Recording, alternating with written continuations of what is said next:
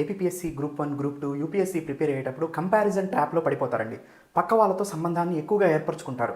Subject నేర్చుకోవడానికి పక్క వారితో కంపారిజన్ కాకుండా, పక్క వాళ్ళు ఏం చదువుతున్నారు, ఎలా చదువుతున్నారు, నేను దాన్ని ఫాలో అవుతున్నానో లేదో అతని మీద ఎక్కువ దృష్టి పెట్టి మీ మీద నమ్మకాన్ని వదిలేస్తూ ఉంటారు.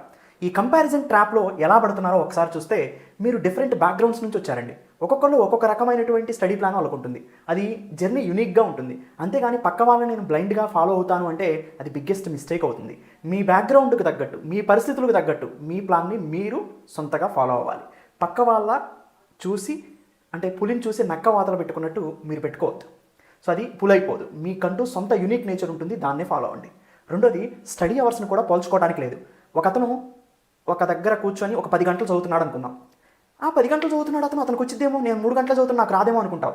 ఆ 10 గంటలు అతను ఎంత క్వాలిటీగా చదువుతున్నాడో నీకు తెలుసా? తెలియదు కదా. ఏం చదవాలో ఏం చదవకూడదో చదువుతున్నాడో నీకు తెలుసా? తెలియదు కదా. మరి అలాంటప్పుడు నువ్వు ఎలా పోల్చుకుంటావు? అతను ఎక్కువ సమయం చదువుతున్నాడు, నీకు వచ్చేస్తుంది, నేను తక్కువ సమయం ఉంది నాకు రాదు. అలా లేదు. క్వాలిటీ వర్క్, స్మార్ట్ వర్క్ కనుక ఫాలో అయితే తక్కువ సమయంలోనే నువ్వు ఎక్కువ కంటెంట్ చదువుతున్నావేమో ఎవరికి తెలుసు. సో స్టడీ అవర్స్ పోల్చడానికి లేదు. And most important, social media illusion ట్రాప్లో పడొద్దు. స్ట్రాటజీని కాపీ చేస్తూ ఉంటారు. సపోజ్ ఇతను నా ఇన్స్టిట్యూట్లోనే వచ్చాడని ఒక అతన్ని తీసుకొచ్చి చెప్పిస్తారు. చెప్పించినప్పుడు అతను చెప్పినవన్నీ నోట్ చేసుకొని ఇతను క్వాలిఫై అయ్యాడు కాబట్టి అది నువ్వు ఫాలో అవుతావు. ఎప్పుడూ కూడా ఒక్కొక్క మనిషికి ఒక్కొక్క రకమైనటువంటి స్ట్రాటజీ ప్లాన్స్ ఉంటాయి. దాన్ని కాపీ కొడితే నువ్వు సక్సెస్ కాలేవు. నీకు యూనిక్ నేచర్ ఉంటుంది.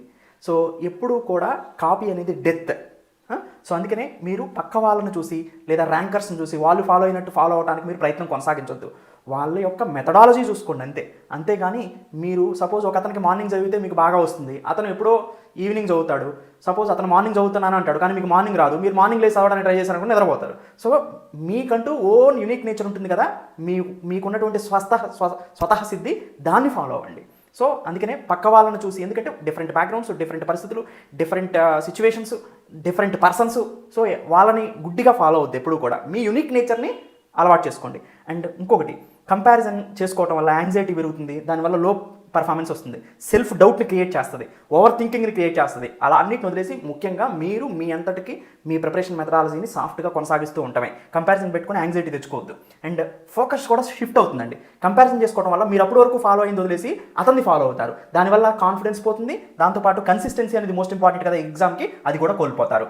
అండ్ మార్క్ టెస్టులతో వచ్చిన మార్కులతో మీరు పోల్చుకోవద్దు. అసలు కంప్లీట్గా మీకు 0 వచ్చినా లాస్ట్లో వచ్చేటువంటి ఎగ్జామ్ అనేది కంప్లీట్గా డిఫరెంట్గా ఉంటుంది. ఎవ్వరూ కూడా దాన్ని ఎక్స్పెక్ట్ చేయలేరు. సో జస్ట్ కాన్సెప్ట్ నేర్చుకోవడానికి, దాన్ని టెస్ట్ చేసుకోవడానికి మార్క్ టెస్టులు కానీ లాస్ట్ ఎగ్జామ్ని జడ్జ్ చేయడానికి కాదు. సో మొత్తానికి ఫైనల్గా పక్కవారితో కాదు నువ్వు కంపారిజన్ చేసుకోవాల్సింది, నిన్నటి నీతో కంపారిజన్ చేసుకో. అప్పుడు ఈరోజు ఏం ఇంప్రూవ్ చేయాలో తెలుస్తుంది.